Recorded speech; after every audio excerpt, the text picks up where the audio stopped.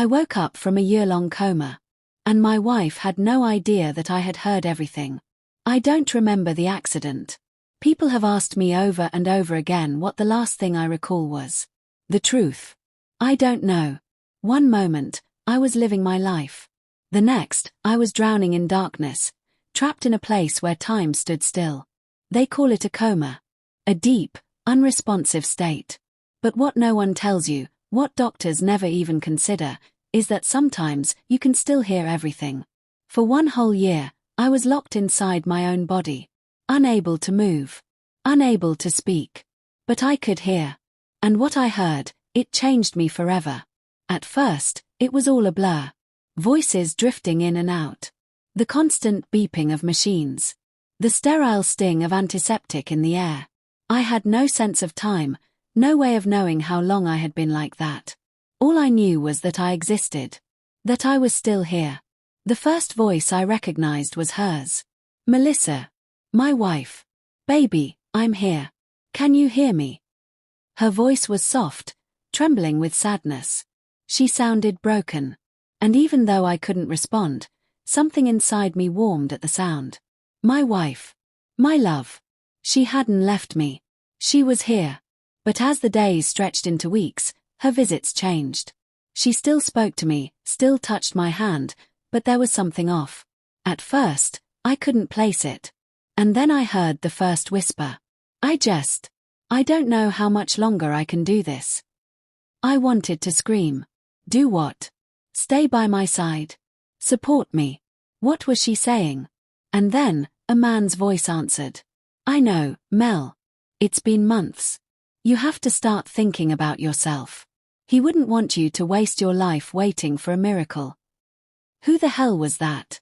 Over the next few weeks, realization hit me like a slow-moving blade, slicing deeper with every whispered conversation. She wasn't alone. This man, this other man, was visiting her in my hospital room. At first, it was subtle. I miss you, he murmured. I hate seeing you like this. I miss you too, she whispered, her voice thick with emotion. But he's still here. I can't just. He's gone, Mel. This isn't living. You know that. I was right there. And they were talking about me like I was already dead. I screamed inside my head.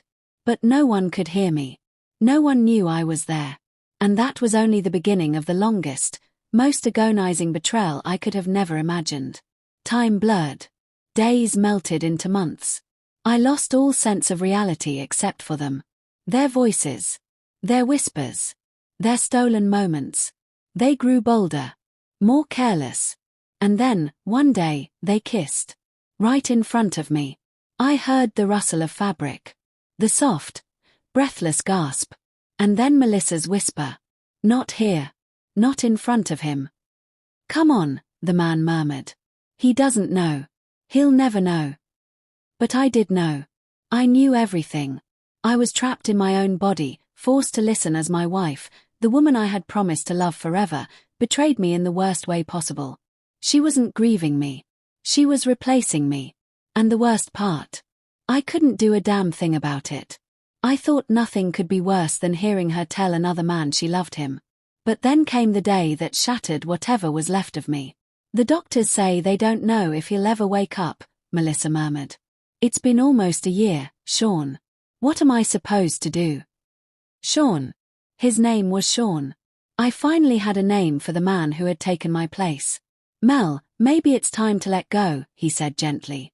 I know what they said, she snapped, her voice breaking. But pulling the plug. I can't do that.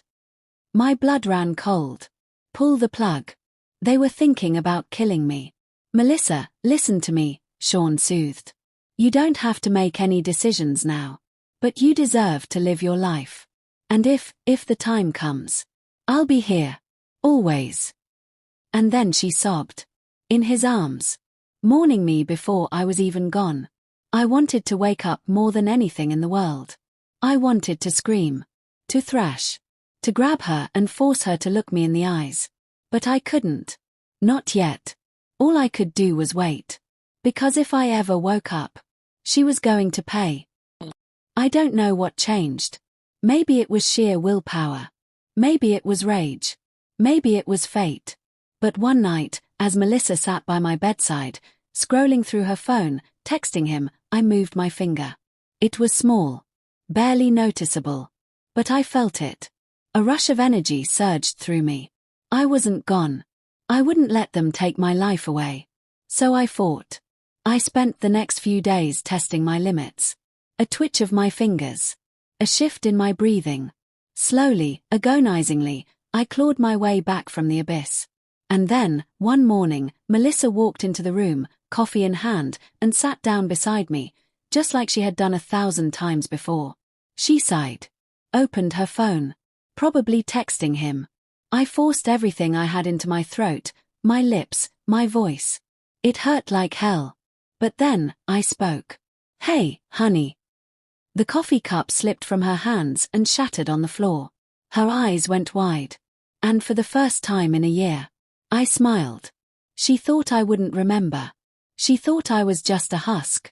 But for a year, I had heard everything. Every whisper. Every lie. Every stolen touch she shared with him. Right there, in the same room where I lay motionless. And now, I was awake. Melissa sat beside my hospital bed, gripping my hand like she was the perfect, devoted wife. The moment I opened my eyes, her face crumpled into a mess of relief, love, and crocodile tears. Oh my God, baby. You're back, she gasped, pressing kisses to my hand. I almost laughed. If she knew what I knew, she'd be running. But I didn't react. Not yet. I just watched her. The doctor explained that my body was weak. That I had a long road to recovery. That I might suffer from memory loss. I saw it in her eyes. Hope. She was praying I didn't remember. And that's when I made a choice. I wasn't going to scream. I wasn't going to confront her outright. No. I was going to make her sweat. I was going to make her doubt every move she made. I was going to drag her through the same kind of hell I lived through while trapped in that bed. And when the moment was right, I was going to destroy her. The doctor told me it was just a dream. Coma patients, he explained, often experience vivid hallucinations. I smiled, just a small, knowing smile. Yeah, maybe. Melissa had no idea if I was bluffing. And that was the first crack in her perfect little act. A week later, they discharged me, sending me back home. Our home. The one I had worked so hard for. The one I had nearly died never seeing again. Melissa was flawless. Too flawless. She hovered, doting over me with soft hands and whispered reassurances. She made soup from scratch, fluffed my pillows, tucked me in with gentle kisses to my forehead. Overcompensating. Acting. She treated me like something fragile, something breakable. But that wasn't why she was careful. No, she was afraid. Afraid I'd remember. I let her sweat. Let her twist in the wind, unsure, terrified of what I might say. At dinner one night, she was feeding me, spoonfuls of homemade pasta, her voice a little too light, a little too forced. You know, she said with a nervous little laugh. The doctors mentioned that your brain might create false memories. So if you ever feel like something is off, it's just your mind adjusting. I met her gaze, holding it. False memories, huh? She nodded quickly. Yeah, like, things that feel real but never happened. I tilted my head slightly, as if pondering. Like you moaning in my hospital room. Like his voice telling you he loves you while I was right there. She exhaled, relieved. Stupid woman. She thought she had convinced me. She had no idea that every time she tried to erase my memories, she only made them sharper. I needed to see him. I needed to see the man who had taken my place. So, I played the fool. Feigned confusion, acted as if I were struggling to recall things. I asked Melissa vague questions, watching her carefully with every answer. So, who was around while I was out? I asked one morning, sipping coffee. She hesitated. Just for a second. Oh, just family. A few close friends. Liar. No one else. I pressed. She shook her head. Too quickly. Of course not, baby. I had no proof yet, but I had a name. A voice burned into my brain. I needed more. I needed to force him into the light. That evening, while Melissa scrolled through her phone beside me, I muttered absent-mindedly, "I feel like I should text Daniel. He was around a lot, right?" She froze. Her grip on the phone tightened. "Gotcha. Oh, She swallowed. "Daniel. I mean, he visited once or twice." I tilted my head. "Really? Because I swear I remember him being there a lot." Her breath hitched. She was crumbling. I sipped my coffee and smiled. Now I had a name. Melissa started to unravel after that. More anxious, more paranoid. I dropped subtle hints, just to watch her squirm. "I keep remembering weird things from the hospital," I said one night, pretending to be lost in thought. "Like voices. Yours and someone else's." She stiffened beside me. "I had this dream," I continued, "where I heard you talking to someone. Saying you missed them. It felt so real. Isn't it crazy how the brain stores memories even when you think it's asleep?" Every time, she grew paler. And then, one night, she slipped out of bed. Quietly, carefully. I followed. She was in the kitchen, phone pressed to her ear, whispering. "I don't know, Danny, he's acting weird," she murmured, voice tight with worry. "It's like he knows something." Silence. Then a male voice on the other end. "What do you mean, babe? What's he saying?" "Babe." My hands curled into fists. Melissa sighed. "Just little things. Like, he remembers stuff. But that's impossible, right?" I stepped into the light. She froze. The phone trembled in her hand. "Who's Danny?" I asked, voice calm. Cold. The phone slipped from her grasp, clattering to the floor. Now, the real game began. Melissa's face drained of color. Her lips parted, trying to form words. "Baby, it's not, I was just..." I bent down, picked up the phone. The line was still open. I brought it to my ear. "Hey, Danny," I said smoothly. "Long time no see." "Oh wait, scratch that. I mean long time no talk. But we've seen a lot of each other, haven't we?" A shaky breath. Then, click. He hung up. Coward. I let the phone drop onto the table. Melissa just stood there, trembling. I can explain," she whispered. I chuckled. "Can you?" Her eyes darted around, desperate for an escape. "I didn't, it wasn't." "Didn't what, Melissa?" I stepped forward. "Didn't cheat. Didn't whisper how much you missed him while I was lying there. Didn't talk about pulling the plug." Her mouth snapped shut. The color drained completely from her face. There it was. The truth settling in. I had waited so long for this. I took another step toward her, watching as she instinctively backed away. "You know what's funny?" I murmured. "The entire time I was lying there, I thought about what I'd do if I ever woke up. Would I scream at you? Would I break down? Would I just walk away?" She swallowed hard. I smirked. But then I realized, why settle for one when I can do all three?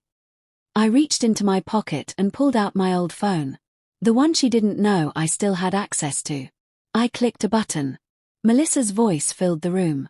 "I can't wait to see you again. I miss you so much." Her breath hitched. Another clip. Danny's voice, low, teasing. "Maybe one day we won't have to sneak around."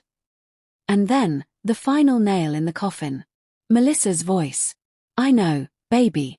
I wish he'd never wake up." She collapsed onto the couch. "No," she whispered. "No, no, no.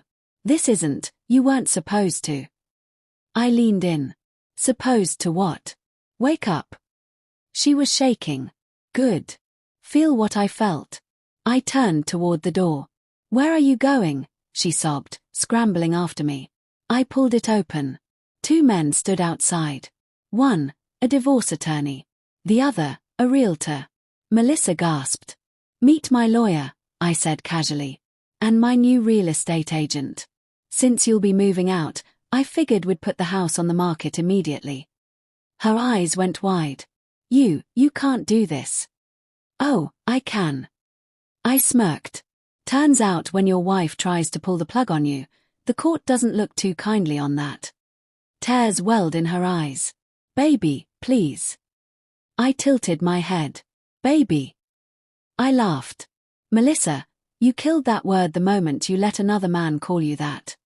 She sobbed. But I wasn't done. I reached into my jacket and pulled out an envelope, tossing it onto the table. What is this? She whispered. Your next nightmare. With trembling hands, she opened it. Bank transactions. Hotel receipts. Secret credit card purchases. And finally, marital fraud charges. She gasped. No. You used our joint account to fund your little affairs, I said smoothly. Which means legally, that's fraud. Tears streamed down her face. Please don't do this. We can fix this. I laughed. Melissa, we were broken the second you let another man into our home. I turned to leave, pausing at the doorway. Oh, and Melissa. I glanced back with a smirk. Danny's wife says hi. The sound she made. Priceless.